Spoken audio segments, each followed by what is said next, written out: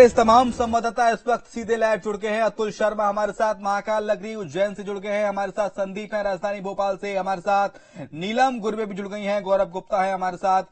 तो शुरुआत अतुल के साथ कर लेते हैं। उज्जैन में इस वक्त अतुल है, महाकाल नगरी में अतुल कैसा माहौल देख रहे हैं? चुनाव प्रचार का शोर थम गया है, अब रैलियां, रोड शो, नुक्कड़ नाटक, चुनावी सभाएं, जनसभाएं नहीं हो सकेंगी, सिर्फ घर घर जाकर प्रत्याशी चुनाव प्रचार कर सकेंगे।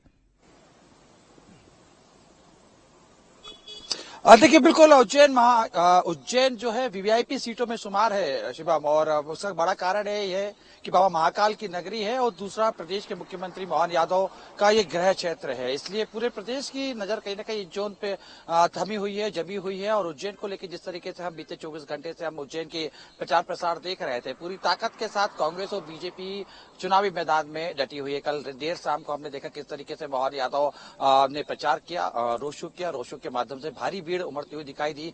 खासतौर पर अगर हम देखें कांग्रेस की तरफ से बहस परमार जो बीजेपी के कांग्रेस के प्रत्याशी है वो भी सीधे तौर पर देर रात तक प्रचार करते हुए हमें दिखाई दिए, बैठकें करते हुए हमें दिखाई दिए।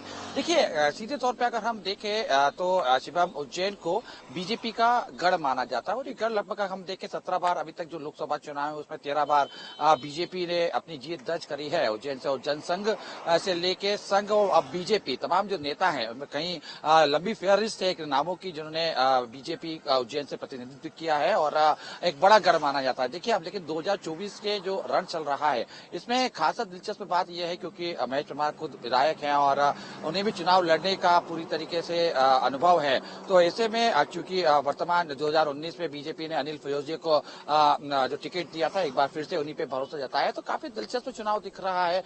धार्मिक नगरी है तो कहीं ना कहीं धर्म का जुड़ाव जरूर मतदाताओं से भी होता हुआ दिखाई दे रहा है। तमाम जो मतदाताओं से जब हमने जीरो ग्राउंड पर चर्चा करने की कोशिश भी की, समझने भी कोशिश की, उज्जैन का जो तासीर है, सियासी मिजाज है उसको भी जब समझने की कोशिश की, तो स्पष्ट तौर पर देखिए महाकाल की नगरी में महाकाल का जिक्र ना हो ऐसा हो नहीं सकता। और तमाम जो मतदाता है इस बात से वाकई काफी राहत और संतुष्ट और खुश दिख रहे थे कि महाकाल की जो नगरी है उसका विश्व पटल के ऊपर नाम हो रहा है। और न केवल मध्य प्रदेश बल्कि पूरे देश से अलग अलग जगह से लोग वहां पहुंचे, तो कहीं ना कहीं चीजें तो एक बड़ा फायदा इसका बीजेपी को लोकसभा चुनाव में भी मिलता हुआ दिखाई दे सकता है। हालांकि देखिए इसके अलावा भी कई मुद्दे हैं। युवाओं से जब बात की तो युवाओं का ये मानना है कि रोजगार की जरूर वहां पे समस्या है, रोजगार के लिए अगर अवसर उनको देखना है तो इंदौर और भोपाल की तरफ उनको जाना पड़ता है। तो कुल मिला के युवाओं के साथ में ये सामने जो है चुनौती रोजगार की बनी है। महिलाओं की अगर बात करें तो तमाम महिला आदिवासी का ये कहना है कि एक टाइम तो जब उज्जैन के अंदर सीधे तौर पर रात के समय जब महिलाएं निकलती थी तो एक डर का माहौल लगता था, लेकिन अब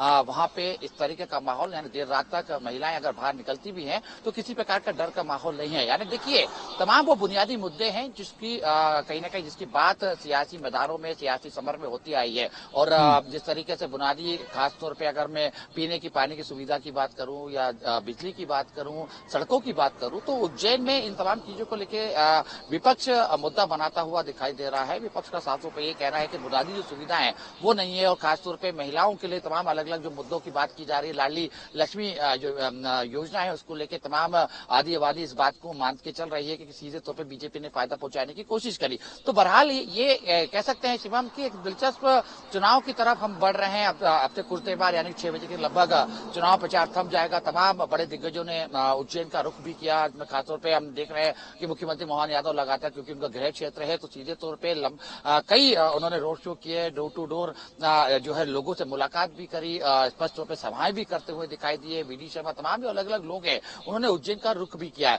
हालांकि देखिए अगर हम देखें तो वोटर्स का क्या मिजाज है, क्योंकि कल जिस तरीके से हम बात करने की कोशिश कर रहे थे, समझ रहे अलग अलग चौक चौराहों पे जब हमने चर्चा करने की कोशिश करी शिवम, तो कई मुद्दे हैं, अलग अलग लोगों के अलग अलग राय सामने निकल के आए। किसी का यह मानना है कि जो राष्ट्रीय स्तर के जो मुद्दे हैं वो चुनाव के अंदर काम कर रहे हैं, और खासतौर पर उज्जैन के अंदर, क्योंकि जिस तरीके से अयोध्या का मैं जिक्र करूं यहाँ पे करना जरूरी होगा, क्योंकि जिस तरीके उज्जैन धार्मिक नगरी है और उज्जैन के लोग अयोध्या का भी जो जिक्र कर रहे हैं तो सीधे तौर पर एक बड़ा फायदा उनको मिलता हुआ दिखाई दे सकता है।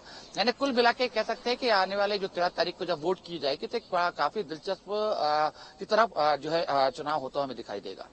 ठीक है, मंदसौर से हमारे साथ साहिल है। मंदसौर में क्या माहौल है इस बार देखने को मिल रहा है? साहिल, मंदसौर में भी चुनाव प्रचार का शोर थम गया। सुधीर गुप्ता वर्सेस दिलीप सिंह गुर्जर यह मुकाबला है, किस तरह की टक्कर देख रहे हैं? किस तरह से प्रत्याशियों ने अब तक दमखम लगाया, प्रचार प्रसार किया?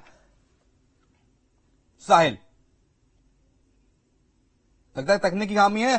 सचिन के पास इंदौर लिए चलते हैं। सचिन, इंदौर में तो एक तरफा मुकाबला है, शंकर लालवानी को लेकर खूब जमकर प्रचार प्रसार किया गया भारतीय जनता पार्टी के द्वारा, और शंकर लालवानी तो ताई की बेहद करीबी हैं, तो इसलिए वेटेज भी लगातार उन्हें दूसरी बार मिला और दूसरी बार लोकसभा का टिकट उन्हें दिया गया। फिलहाल